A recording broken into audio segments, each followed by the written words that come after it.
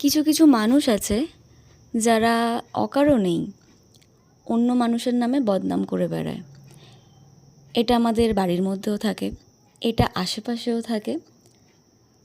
তো একটা জিনিস আমি যেটা লক্ষ্য করি, তারা কিন্তু দিনের শেষে একা। যারা এইসব সমস্ত জিনিস করতে থাকে, তোমরা লক্ষ্য করবে এই সব মানুষজন মানুষের একটু যদি ভালো দেখে না, জ্বলে পুড়ে শেষ হয়ে যায়। যখন আর কিছু দেখে যে কোনো কিছু থেকে একে আটকানো যাচ্ছে না, তখন একটা অস্ত্র প্রয়োগ করে, সেটা হচ্ছে তোমার বদনাম।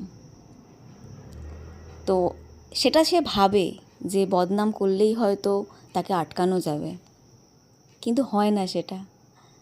সেটা আমি নিজের ক্ষেত্রেও কিছু আমার এক্সপিরিয়েন্স আমি করেছি, এখনও করি, কিন্তু আমি এগোচ্ছি, তারা কিন্তু এখনও সেই পিছনে পড়ে আছে।